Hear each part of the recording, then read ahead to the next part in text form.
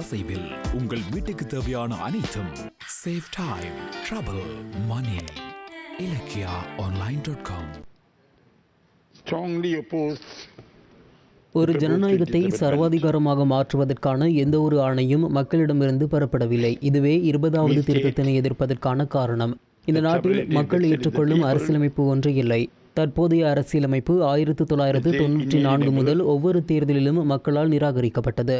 குறிப்பாக தமிழ் மக்கள் ஒரு புதிய அரசியலமைப்பிற்கான ஆணையை தொடர்ந்து வழங்கியுள்ளனர். புதிய அரசியலமைப்பிற்கு தமிழ் மக்கள் உட்பட அனைத்து மக்களின் ஒருமித்த கருத்தும் இருக்க வேண்டும். இல்லையென்றால் அதை நாங்கள் நிராகரிப்போம்.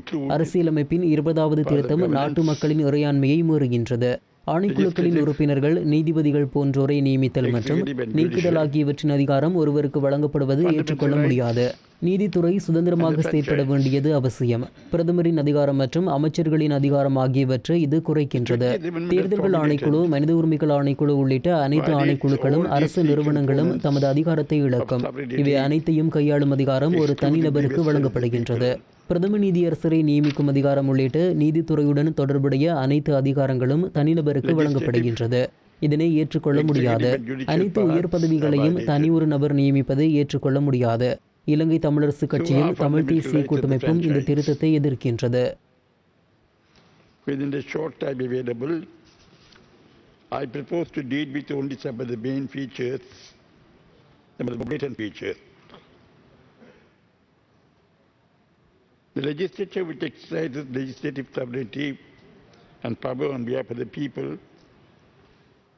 is elected from throughout the country, comprising of 225 members for a period of 5 years.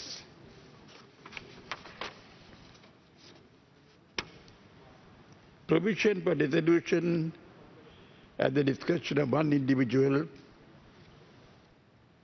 prior to the expiration of a legitimate term, maybe 1 year or 2.5 years, is tantamount to the sword of Damocles hanging over the heads of the legislatures, and is a serious curtailment of the independence of the members in the exercise of legislative sovereignty on behalf of the people. Curtailment of the functions and powers of the Prime Minister and ministers who are collectively responsible and answerable to Parliament, the legislature, is again a gross violation of the legislative sovereignty of the people. Independent institutions such as the Elections Commission, the Human Rights Commission, the Judicial Services Commission, the Public Services Commission, the Police Services Commission, and several other institutions play a crucial role in ensuring good governance. It is harmful and undesirable that the appointment and removal of the chairman and members of these institutions are at the sole discretion of one individual and not the result of collective thinking by a group of well-informed and independent persons. This has a seriously diverse impact on both the sovereignty of executive power and the fundamental rights of the people, which is also a component of the people's sovereignty. Similarly, the appointment of the Chief Justice and other judges of the Supreme Court, the President of the Court of Appeal and the other judges of the Court of Appeal, and the Judicial Services Commission, who exercise powers over the judiciary,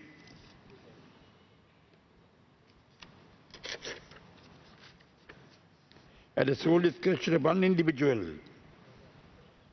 and not on the basis of an independent judgment by some well-informed and balanced people, which can include the individual, in violation of sovereign and judicial and executive power of the people is unacceptable. Other important officials, such as the Attorney General, the Auditor General, the Inspector General of Police, the Ombudsman, Secretary General of Parliament, all these persons are to be appointed at the sole discretion of one individual and removed by that one individual. That is totally unacceptable. Judicial power is crucial. There can be no compromise on judicial power, on the exercise of judicial power. Every effort must be made to ensure that the judiciary are independent absolutely and with no reservation whatever.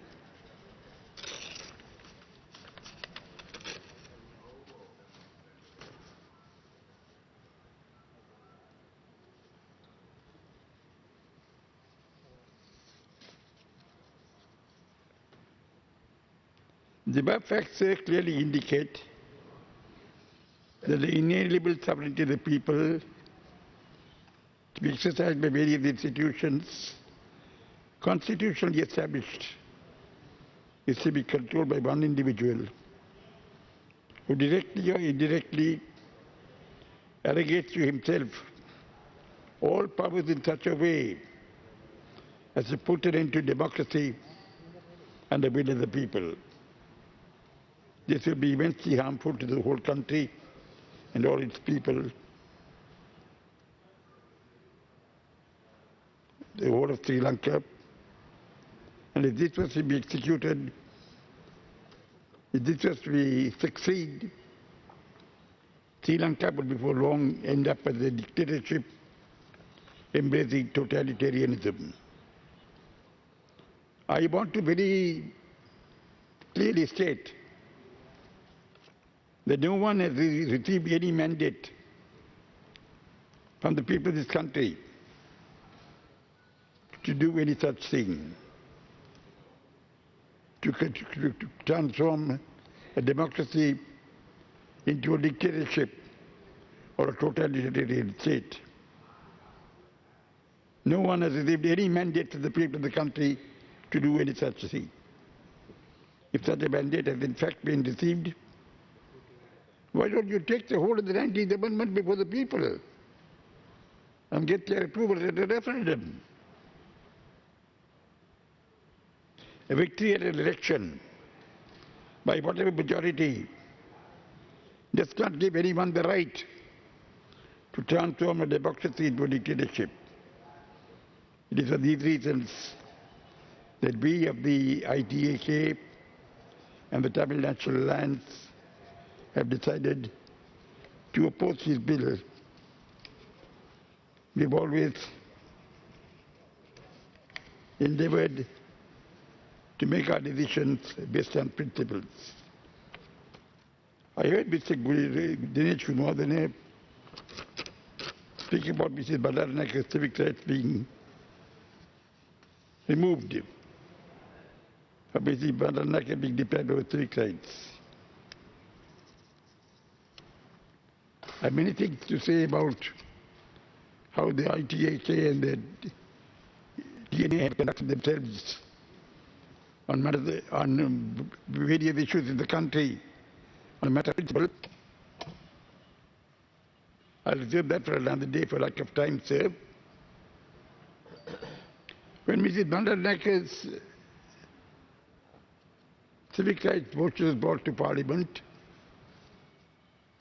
we of the Tamil United Liberation Front, comprising of 16 members, fiercely opposed it. We were the ones who stood up for her and didn't want that to happen. In fact, my leaders, Mr. Amrsalingam and Mr. Sivasambram, at the end of the proceedings, walked out with her from Parliament, escorted to a car. I walked behind them because she was in danger of being physically assaulted. So we have always stood up for the right thing, sir. and we will stand up for the right thing always. There are many matters I want to refer to. I will do that in due course, on some future occasion. It has been publicly stated by the present government that the country will have a new constitution very soon. The Prime Minister and the leader of the House said that in the morning. Before the end of 2021, that is the date you have fixed. The country does not have a constitution at present, approved by the people or with the will and consent of the people. The Constitution of 1978 has been rejected by the people at every national election since 1994, which means that for over a quarter century, this country is being governed without a valid constitution. Unilateral practices has happened in 1972 and 1978 in regard to the first and second Republican constitutions should not be repeated. The democratic verdicts of the Tamil people since 1956 in the Northeast must be respected.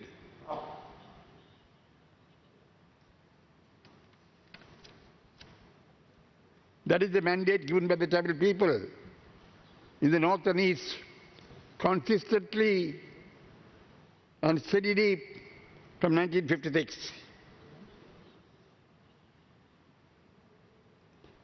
It's the mandate given by the Tamil people, verdict given by the Tamil people in the exercise of their sovereignty, in the exercise of their franchise, and must not be disregarded and must not be disrespected. Since 1988-89, for the past 32 years, there have been various processes, various arrangements have been arrived at, various agreements have been arrived at during President Premdas' time, during President Chandika's time, during President Mahinda Rajapaksa's time, during President Sirisena and Ranil Wickremesinghe's time. All these must be studied. They must all be looked at. The country has been informed that a committee of experts has been appointed to initially handle this matter, and they are looking into the question. If the new constitution is to be a sacred and sacrosanct document, it must have the substantial consensus of all the peoples in this country, and not merely the majority people. We will reject any constitution that does not have a substantial consensus from amongst the Tamil people, the Tamil-speaking people. All the material should be made available to everyone. We should discuss this matter in earnest and come to a good decision.